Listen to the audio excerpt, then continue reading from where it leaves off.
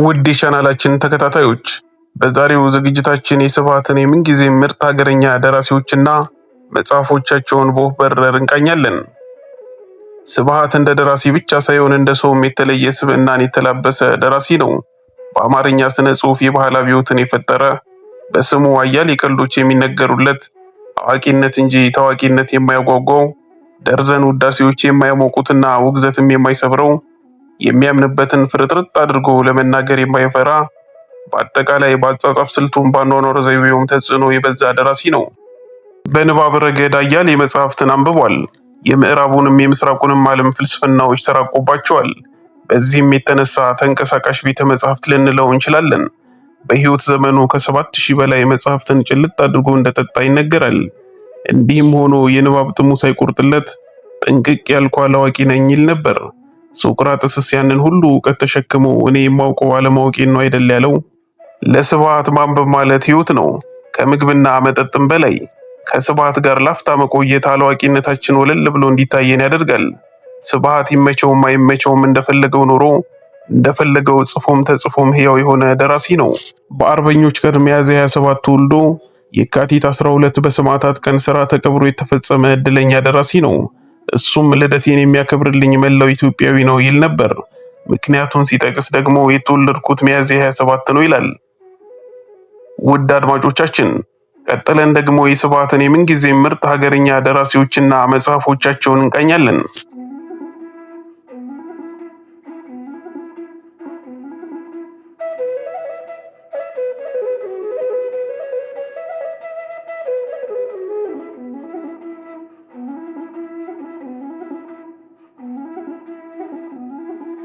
የስብሃት ተወዳጅ አማርኛ መጽሐፍ።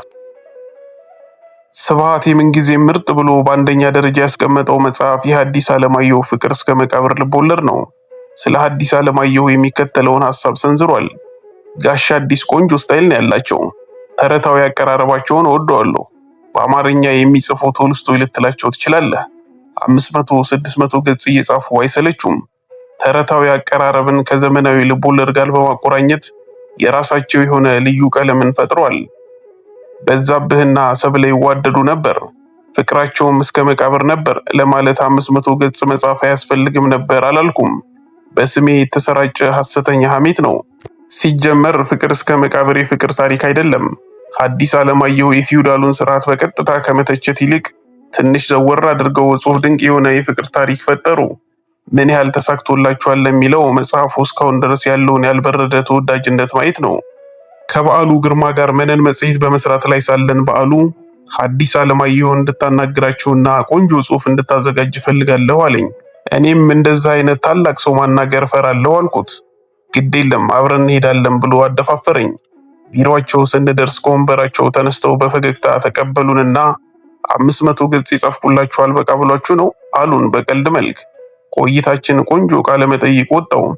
ለካስ እኔ እሳቸውን ስጠይቃቸው በዓሉ ፎቶ እያነሳን ነበር በማለት ስብሃት ከሐዲስ ዓለማየሁ ጋር የነበረውን ትውስታ እንዲገልጹት ነበር። ሁለተኛው የስብሃት ማስተርፒስ የዳኛቸው ወርቁ አደፍርስ ልቦለድ ሲሆን ስለ ዳኛቸው ወርቁ እንዲህ ይላል። አደፍርስን ከማንበቤ በፊት አማርኛ ለስነ ጽሑፍ የማይበቃ ደካማ ቋንቋ ነው የሚል እምነት ነበረኝ። በዚህ ሐሳብ ተመርቼ ሌቱም አይነጋለኝን በእንግሊዝኛ የተተየበ 65 ገጽ ላይ ደርሼ ነበር። ከዚያ አደፍርስን አነበብኩ። በአማርኛ መጻፍ እንደሚቻል ገባኝ። አመለካከቴ የተሳሳተ ነበር።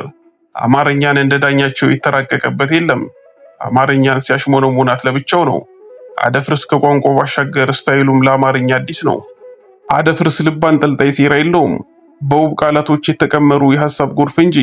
በአንድ ወቅት በቀዳማዊ ኃይለ ሥላሴ ዩኒቨርሲቲ ጥበብን ለውበት ወይስ ለማስተማሪያነት በሚል ርዕስ ክርክር ይደረጋል።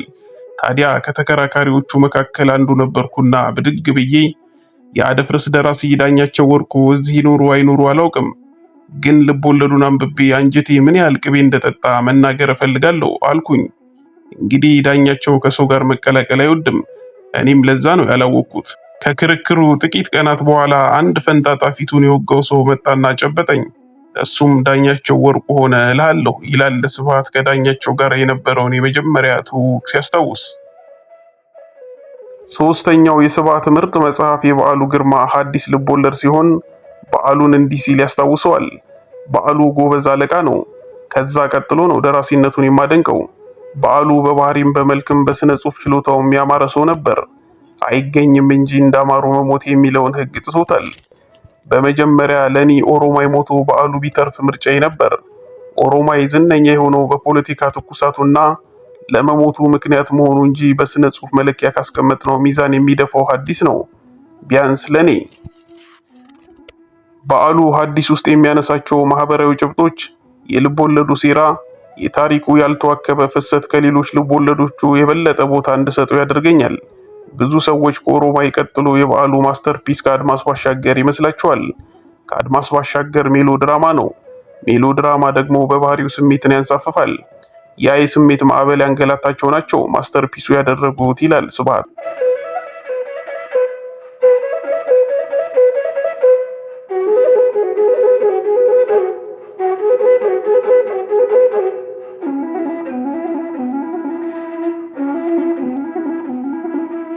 አራተኛው የስብሐት የምንጊዜም ምርጥ የኃይለ መለኮት መዋዕል ጉንጉን ልቦለድ ሆኖ እናገኘዋለን።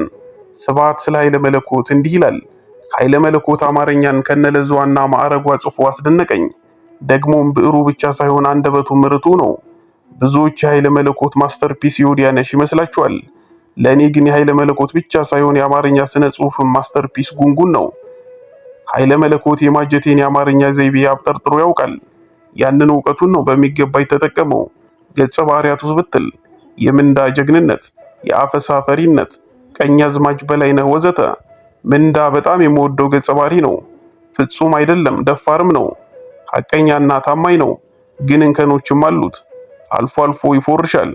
በቃ ሰው ነው በማለት ስብሐት የኃይለ መለኮትን ልቦለድ በአድናቆት ይገልጻል። አምስተኛው የስብሐት ምርጥ መጽሐፍ የጸጋዬ ገብረመድኅን እሳቱ አበባ ነው። ጸጋዬ የአማርኛ ስነ ጽሑፍ ዋርካ ነው። በእንግሊዘኛም ኦክስፎርድ ወርልድ ሲሪስ ሄዶ ታትሞለታል። በግጥም ቢባል በተውኔት ይራቀቃል። እሳቱ አበባ የአማርኛ ግጥሞች ደረጃ ቢወጣላቸው ሁሌ በመጀመሪያ ረድፍ የሚቀመጥ ነው። ጸጋዬ የኛ ወሊ ሾይንካ ነው። ኦክስፎርድ ድረስ ሄዶ ስነ ጽሑፋችንን ዓለም አቀፋዊ ያደረገ ደራሲ ነው በማለት ነበር ስብሐት ጸጋዬን የገለጸው። የአዳም ረታ መሐሌት ከስብሐት ምርጥ መጽሐፎች ተርታ 6ኛ ደረጃ ላይ ተቀምጧል። ስብሐት ይህንን ሲያስታውስ እንዲህ ይላል። ዘነበወላ ማስታወሻ መጽሐፉን ሲያዘጋጅ የምትወዳቸውን የአጭር ልቦለድ ደራሲያን ንገረኝ አለኝ። 4 አሉ ብዬ መጥራት ጀመርኩ። ጊደ ሞፓሳ፣ አንቷን ቼኮቭ፣ ሶመርሴት ሞሞና ብዬ በቶሎ ስለጠራኋቸው ነው መሰለኝ 4ኛው ጠፋብኝ። ትንሽ ቆይቼ ትዝ አለኝና ኤድጋር አለን ፖ አልኩት። ከሀገር ውስጥ ሲለኝ ያለምንም ማቅማማት አዳም ረታ አልኩት። በአማርኛ ስነ ጽሑፍ ውስጥ እንደ አዳም ረታ የተዋጣለት የአጭር ልቦለድ ደራሲ የለም ይላል ስብሐት።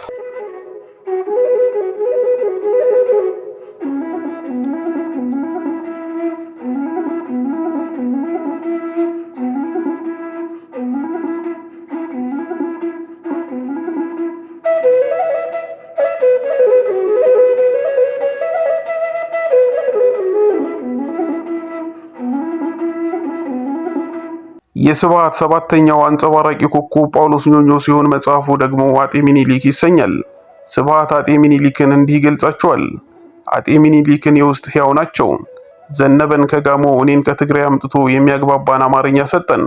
የምንመካበት ሀገርና ባንዲራ ሰጠን። ከጣሊያን ባሪያነት አዳነን። የአጤ ሚኒሊክን ታሪክ የብዙ ጸሐፊዎችን ብዕር አንብቤዋለሁ። ለታሪክ ረሃብተኞች የተክለ ጻዲቅ መኩሪያ መጽሐፍ ጥንቅቅ ተደርጎ የተጻፈ ቢሆንም የጳውሎስ ኞኞን ለዛ ወደዋለሁ። አስበው እስቲ የምትወደውን ሰው ታሪክ በሌላ በምትወደው ሰው አንደበት ሲነገር ይላል ስብሐት በዘነበወላ ማስታወሻ መጽሐፍ ውስጥ። 8ኛው የስብሐት ምርጥ መጽሐፍ የዘነበወላ ልጅነት ነው። ስብሐትና ዘነበ የልብ ወዳጆች ናቸው። ስብሐት ስለ ልጅነት መጽሐፍ እንዲህ ይላል። እኔና ዘኔ ዘወትር ቅዳሜ በሱ ጎጆ የተገናኘን ስለ ስነ ጽሑፍና ሌሎች ተያያዥ ጉዳዮች አውግተናል። የዘኔን ልጅነትም ሳትታተም የማንበብ ዕድሉ ገጥሞኝ ነበር። ልጅነት የሁላችንም ታሪክ ነው። ለዚች ድርሰት መግቢያውን የምጽፍልህ እኔ ነኝ። ማስተርፒስ ወደ አማርኛ ስነ ጽሑፍ እየመጣች ነው ብዬው ለሽን ተነሳው። ለካስ ለዘነበ እንዲህ ስለው ራሱን ለስብሰባ ጠርቷል። ማንም ሰው የተጋነነ አድናቆት ሲለግሰኝ 10% ብቻ ነው የማምነው እያለ ነበር ለራሱ። እኔም ከሽንት ስመለስ እንዲህ አልኩት። ዘኔ ልብ አድርግ፣ ወጣት ደራሲያንና ቆንጆ ሴትን ስታደንቅ እየተጠነቀቅ አለበለዚያ አድናቆቱ የዘላለም መስሏቸው ሰክረው ይቀራሉ ብዬ ነገርኩት ይላል ስብሃት። የመጨረሻው የስብሃት የምንጊዜም ምርጥ የብርሃኑ ዘሪሁን አብዮት ተከታታይ ልቦለዶች ናቸው። ስብሃት ብርሃኑን እንዲህ ገልጸዋል። እኔ አይናፋር ነኝ። ብርሃኑን ለመጀመሪያ ጊዜ ሳገኘው ከእኔ ባሰ አይናፋር ነበር። ሳገኘው የተሰማኝ እንደዛ ነው። ብርሃኑ 3ቱን የማዕበል ቅጾች ለመጻፍ ወሎ ድረስ ሄዶ 3 ወር ተቀምጧል። የጻፈው በስማ በለው አይደለም። ረሃቡን ባይኑ ተመልክቶ ነው። የህዝቡን ስነ ልቦና ተረድቶ ነው። ግን እኔ መጽሐፉን አንብቤ መጨረስ አልቻልኩም። አጻጻፉ ጥሩ ነው፣ ግን ረሃቡን ሰቆቃውን መቋቋም አልቻልኩም፣ አቋረጥኩት። እሱ ግን መጽሐፉን እንዴት ቻለው በማለት የብርሃኑን ጽናት ይጠይቃል ስብሃት።